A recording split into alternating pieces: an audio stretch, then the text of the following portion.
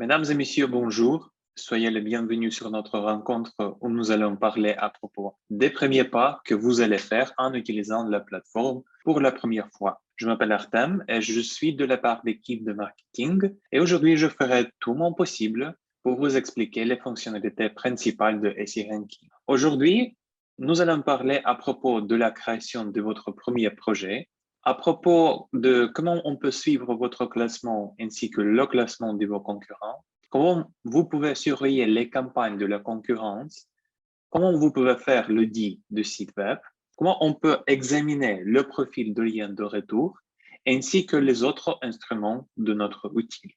Donc, on commence par les projets, car la logique de notre outil, c'est de créer un projet et du coup, vous avez l'accès aux instruments de SE Ranking.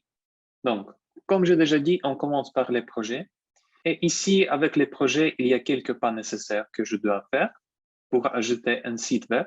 Je dois ajouter les informations qui concernent l'information générale, qui concernent les mots-clés que votre entreprise utilise, les moteurs de recherche que vous intéressent, les concurrents de votre entreprise, ainsi que les services de statistique et d'analyse de Google, c'est-à-dire Google Analytics et Google Search Console. Donc, tout d'abord, il faut remplir les informations générales.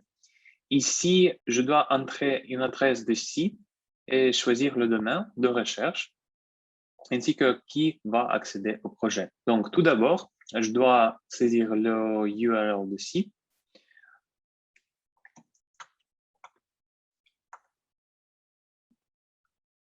Le nom du projet. Alors, et maintenant, on passe vers une étape suivante. Donc, avec les mots-clés, je dois ajouter les mots-clés ici à mon projet et on peut faire cela à l'aide de Google Analytics ou bien importer les mots-clés d'un fichier CSV, comme ça. Bouton pour importer les mots-clés depuis Google Analytics à partir d'un fichier CSV. De plus, vous pouvez ajouter vos mots-clés manuellement ou bien profiter des suggestions dans cette liste ici. Donc, il faut juste choisir le pays que vous intéresse et ajouter les mots-clés qui concernent votre entreprise, comme ça. Si vous avez beaucoup de mots-clés, on peut les regrouper en utilisant cette fonction ici. On peut créer des groupes et regrouper vos mots-clés en utilisant ces groupes. Donc, on passe à une étape suivante. Étape suivante, c'est les moteurs de recherche. On peut ajouter jusqu'à 5 moteurs de recherche à votre projet. On peut choisir quel moteur de recherche, Google, Google Mobile, Yandex, Yahoo, etc. Et on peut préciser la location qui vous intéresse. Donc, par exemple, France, emplacement plus précis, cela veut dire que vous pouvez préciser la location plus exacte qui vous intéresse et même inclure les résultats de Google Maps si vous êtes intéressé. Donc, je vais utiliser Bordeaux comme un exemple. Et la langue de l'interface Google, français. Voilà. On passe vers une autre étape, c'est les concurrents. En ce qui concerne cette étape, ici, nous pouvons ajouter manuellement ou suggérer des concurrents. Cela veut dire que vous pouvez ajouter la liste des entreprises qui sont en concurrence avec vous et vous pouvez suivre les changements et les statistiques de ces entreprises. Donc, je vais utiliser notre outil de la suggestion et on peut ajouter ces sites dans cette liste. Voilà. Et le pas numéro 5, c'est les services de statistique et d'analyse. Donc, justement, il faut que vous reliez les services de statistique pour avoir plus d'informations et pour que vous puissiez mieux comprendre la situation générale avec votre entreprise ainsi qu'avec l'entreprise de vos concurrents. Donc, OK, maintenant, notre projet est créé. Comme un exemple, je vais utiliser le nom de site et le site que j'ai utilisé, qui s'appelle Interflora, et je vais vous expliquer la première fonction, la première fonctionnalité de notre outil, classement. Donc, ici, nous avons 3 parties de cette fonctionnalité, c'est-à-dire il y a 3 sections, la section détaillée, la section globale et la section d'historique. Tout d'abord, on voit l'écran avec des informations détaillées et les positions des mots-clés que vous venez ajouter à votre outil, ici. Donc, ici, on peut choisir une certaine période pour vérifier la performance de tel ou tel mot-clé. Donc, ici, c'est voir ce bouton où vous pouvez choisir une certaine période, par exemple la semaine actuelle, et vous pouvez vérifier la situation qui concerne la visibilité et la performance de ces mots-clés. Voilà. C'est comme ça. De plus, vous pouvez filtrer les positions ici en utilisant ces boutons ici, O1, O3, c'est-à-dire top 1, top 3. Et aussi, je dois dire que la liste des mots-clés ici peut être disposée par la catégorie, soit organique ou bien les mots-clés payés. Donc, avec cet exemple, nous voyons les mots-clés organiques qui sont organiques pour ce site. Mais si j'utilise l'exemple de notre logiciel où nous avons relié les services de statistiques Google Analytics et Google Search Console, nous pouvons voir deux colonnes avec les mots-clés organiques et les mots-clés payés. C'est très convenant et vous pouvez avoir plus d'informations à propos de la situation avec les mots-clés particuliers. Voilà. Donc, si vous voulez, vous pouvez partager ces informations avec vos collègues ou bien avec votre patron en utilisant ce bouton ici, exporter. Et donc, vous pouvez exporter ces informations à l'aide d'un fichier CSV ou bien Excel. Si tout à coup vous voulez mentionner encore un autre mot clé, vous pouvez ajouter des mots-clés manuellement en utilisant ce bouton ici. Voilà. Et si vous voulez revérifier les données encore une fois, c'est-à-dire rétablir la situation la plus récente, on peut revérifier les données ici. Juste revérifier les classements. Et c'est tout. Voilà. Alors, il y a encore un moment que je voulais préciser. Donc, on passe vers la section globale. Si on parle à propos des mots-clés, on peut obtenir beaucoup d'informations à propos de la performance de ces mots-clés. Cela compris le volume de recherche, les prévisions du trafic. On peut découvrir les fonctionnalités SERP, ainsi qu'on peut ajouter quelques autres colonnes, par exemple la colonne de la visibilité, les groupes, la concurrence, etc. On peut jouer avec ces paramètres et avoir plus d'informations.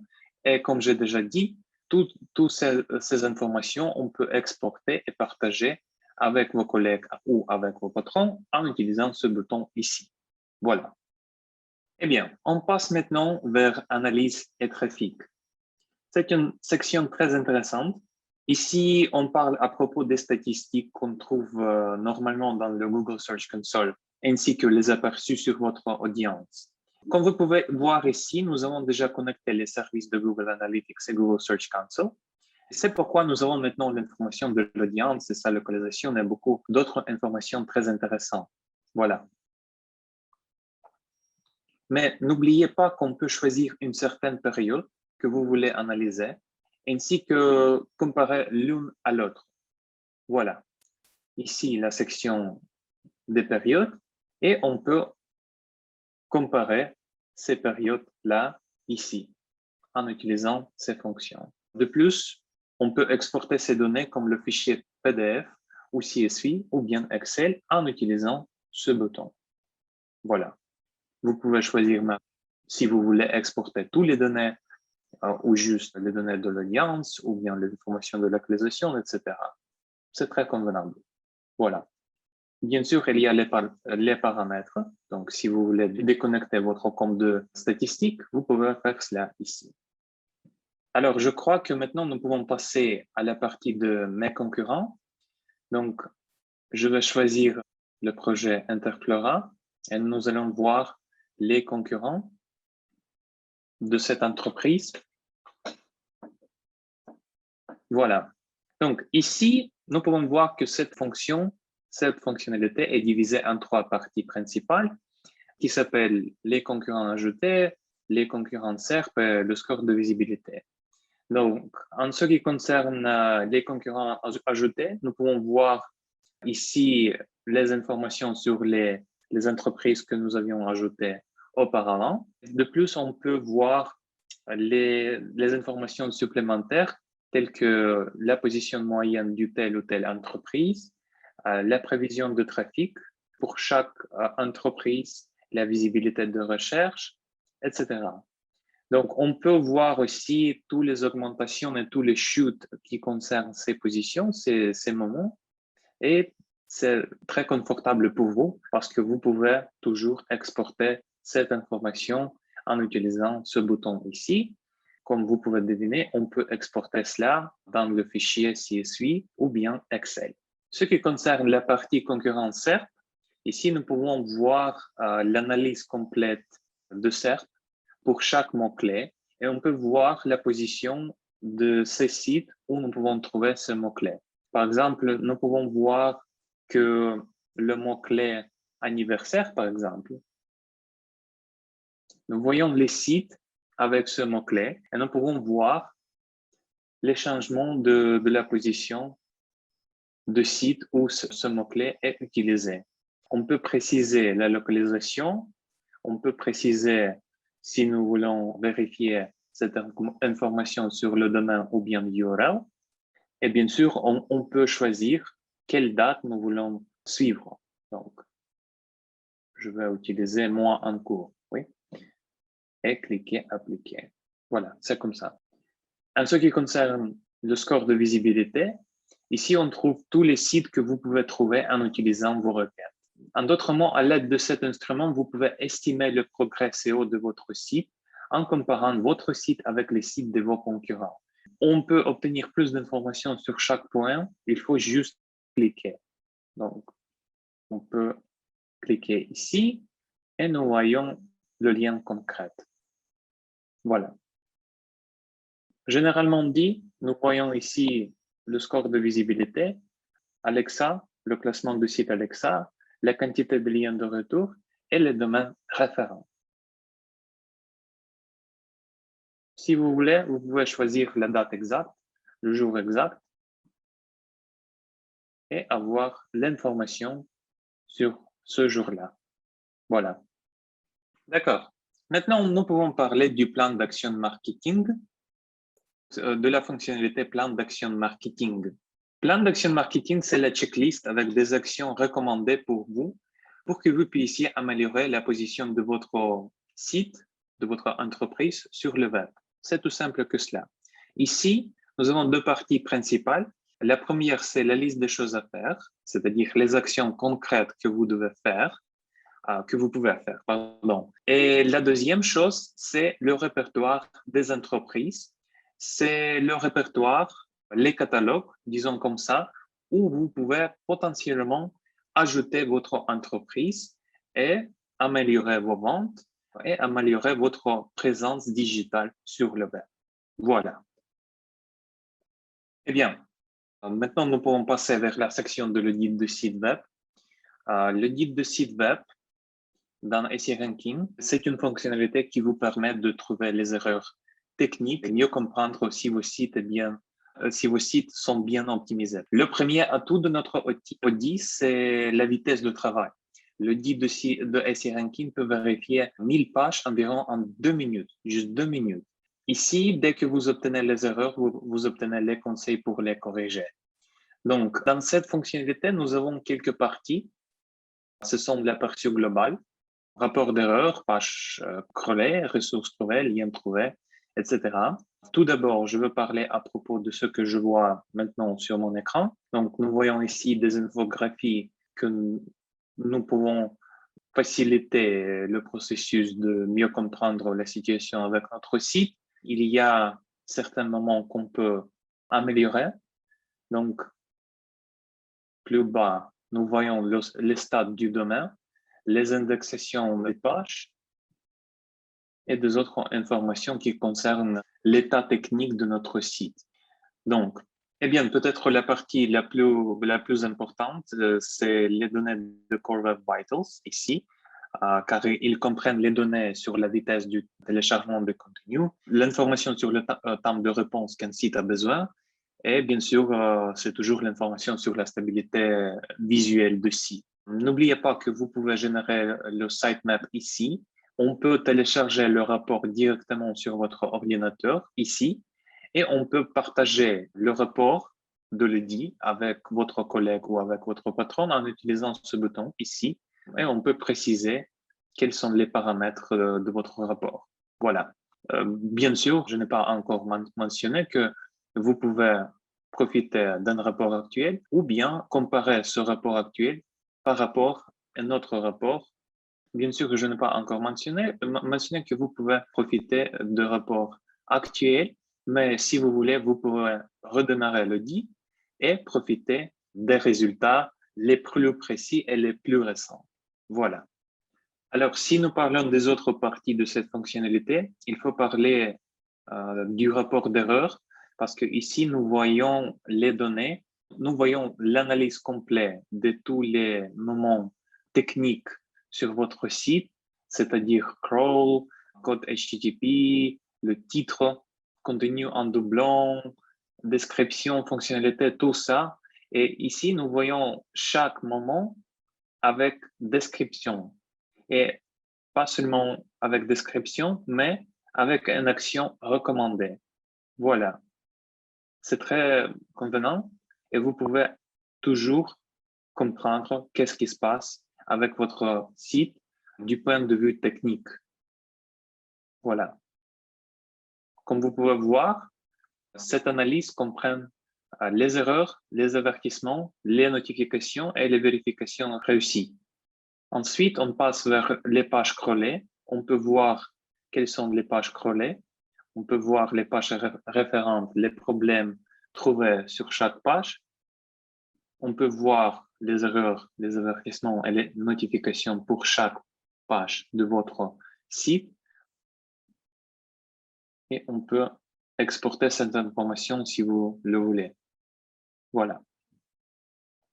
En ce qui concerne les ressources trouvées, ici, nous pouvons voir tous les URL de ce site.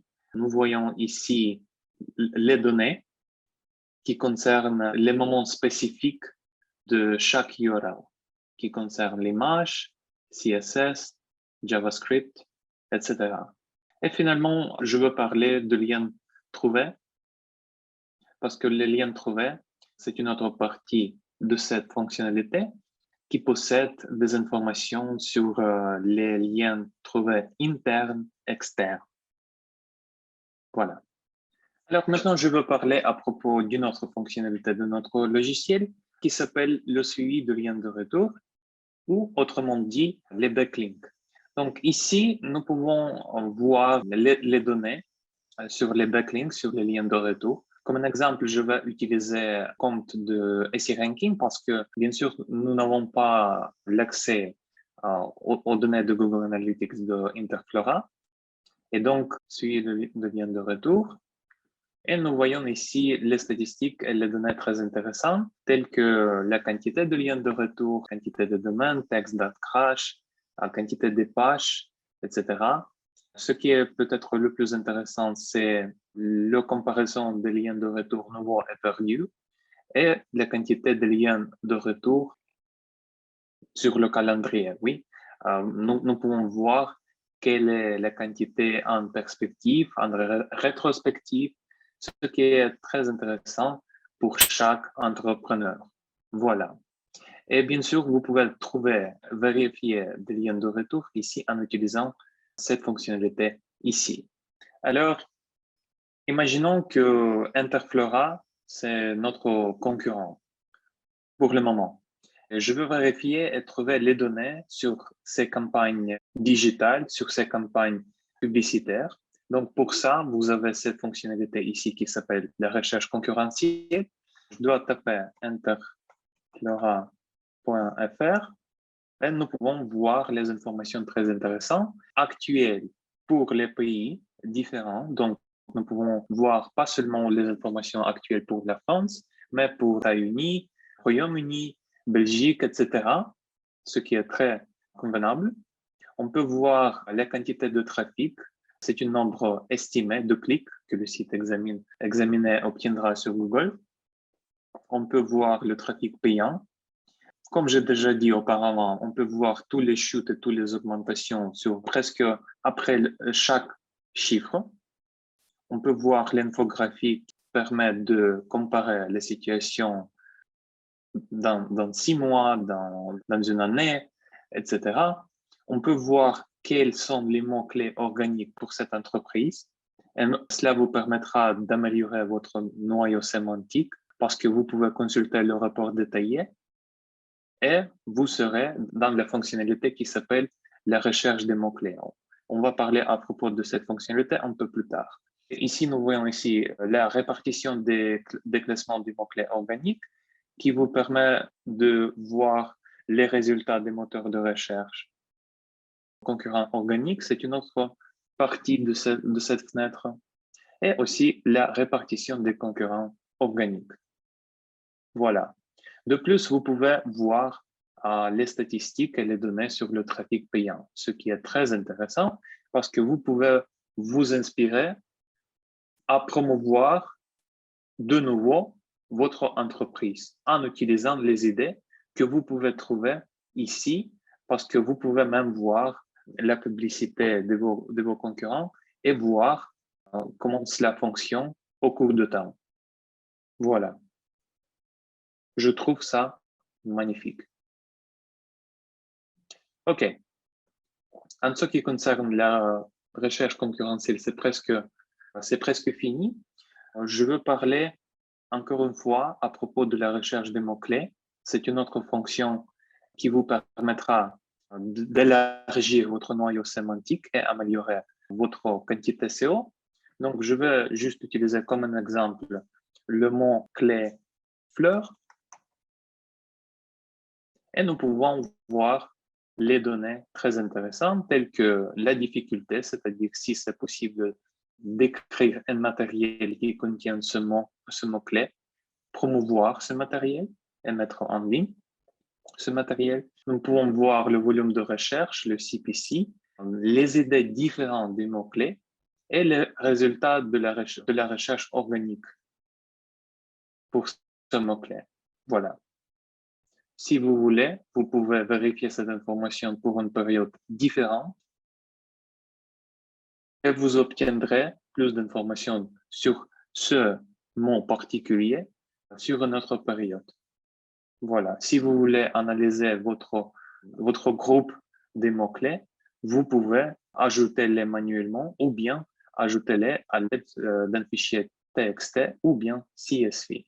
Voilà. Donc, finalement, je veux parler à propos d'une autre fonctionnalité de SEO Ranking qui s'appelle assembleur de rapports. Cette fonction vous permettra de créer des rapports personnalisés. Vous pouvez les personnaliser assez facilement. Donc, pour faire cela, vous devez justement générer un rapport, choisir le projet qui vous intéresse, donner un titre de rapport et créer ce rapport-là. D'accord. Après cela, vous aurez la possibilité de le personnaliser et exporter et partager avec vos collègues. Donc, au moment, c'est tout ce que je voulais dire. Si vous avez des questions, n'hésitez pas à nous contacter. Bien, je vous souhaite une excellente journée et à tout à l'heure.